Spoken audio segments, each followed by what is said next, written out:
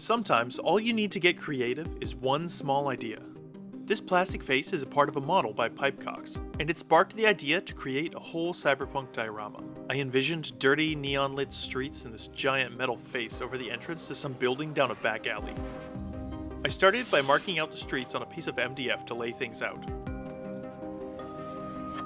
By drawing multiple sets of lines at different angles and distances, I was able to mock up the perspective and feel of the diorama before cutting or building anything. I found a layout that I liked and I bulked out the main shape of the buildings in foam core.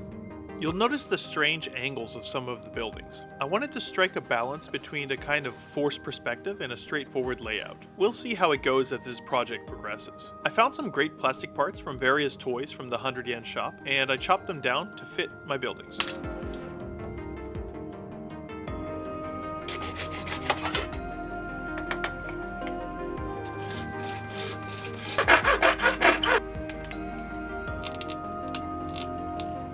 I then took some styrene to fill gaps and add some basic details.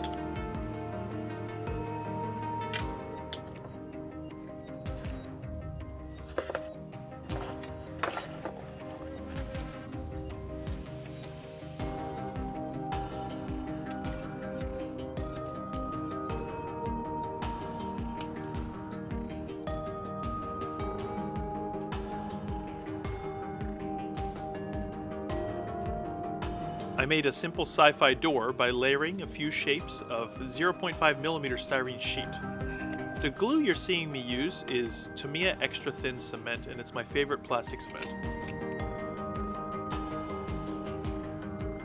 After attaching the door, I went on to work on the other walls. This textured brick paper is something I got ages ago and finally have a use for it, so that'll make for one of the walls. I stuck it down with some PVA wood glue. And I used some different styrene stock to break up the large flat area. Off camera, I cut some strips of thick cardstock to assemble some mini I-beams, which is super satisfying. This material will frame the back corners of the wall. Now, for the roof, I really love the idea of uniform square tiles, but instead of cutting out little tiles and inevitably laying them down crooked, I just score grid lines on a sheet of styrene, which I can use in the future as well.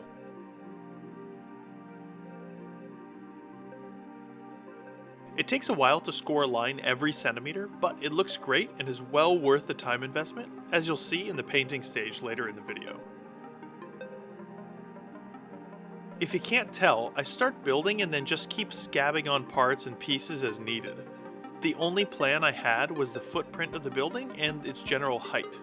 Everything else is just inspired by the bits I have on hand, and I let the design follow after that. Some people might like to plan each part ahead of starting, but this is the most fun way of doing things for me. It's all about solving the problems that you made for yourself in the last step of the process. Like these gaps here on the sides of the door that I built separately from the wall.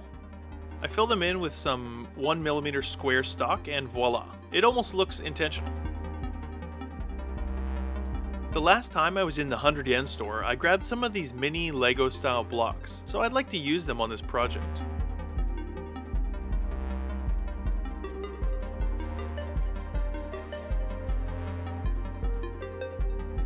I used some Gundam parts like this one that I used for the vent in a wall, as well as some 3D printed Greeblings that I've had lying around for a while. These chimney things that are going on the roof are a design that I actually made for flying Hot Wheels cars. And here's those mini not Lego again. This little box will be some kind of electrics or machinery on the outer wall.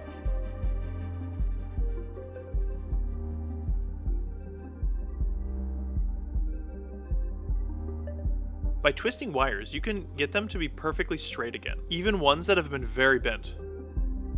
I used a pin vise here, but a drill is even better. 2 of these floral wires are the perfect diameter to fill the tubes I used in the Lego. And these little tube details are great for a conduit opening in the wall. I drilled a hole to attach them because they were a little too long.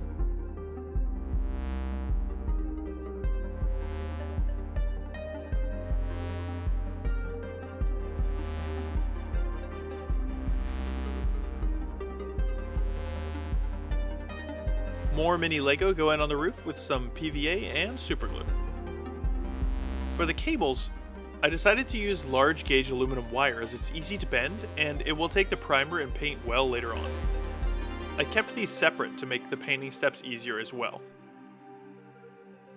Dystopian future always has a massive surveillance aspect to the theme, so this tech iris looking eye from the Lazy Forgers models will be great on the wall of this building. I made a chimney from some styrene pipes and with steel wire for the bend. By adding some heat shrink tubing, it looks a lot more cohesive. Just be sure to use a larger heat shrink than I did. I peeled off the brick and mounted the chimney in a good spot. Next, I cut the I-beams flush with the front of the roof and added a few more details here and there.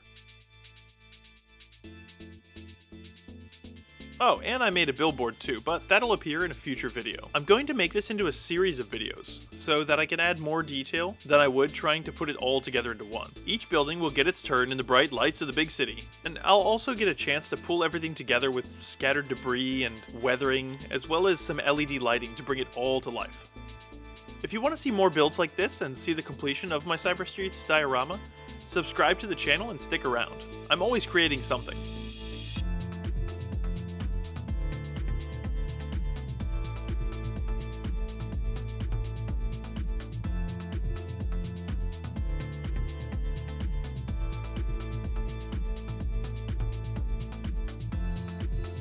I like to try new tools and techniques as well, like this graffiti on the wall. There's an awesome artist on Instagram called Sekor, I think. He paints and weathers scale train cars, and they're really incredible, so go check him out. I'll link him in the description. I watched a few of his reels again and mimicked what he did as best as I could, cutting the outer outline of the words, and then airbrushing white, followed by the colors that I chose, which are bright yellow, orange, and red. I added a drop of darker color each step into my airbrush to complete a smooth gradient from yellow to red. Once sprayed, the best part, unmasking. And this color pops exactly as I hoped it would.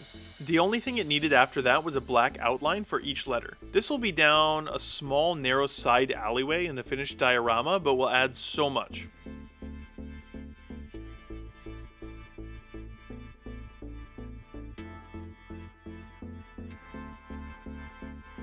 With the painting down, it was time for a greasy, grimy wash. Be sure to pat off the extra liquid with a paper towel or tissue.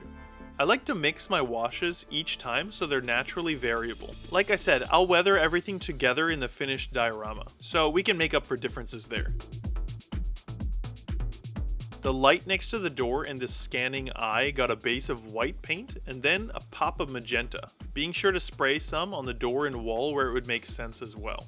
You might see this called Object Source Lighting sometimes, or OSL. Tamiya Weathering Powder, Soot Black. Many spots got a dusting of the stuff.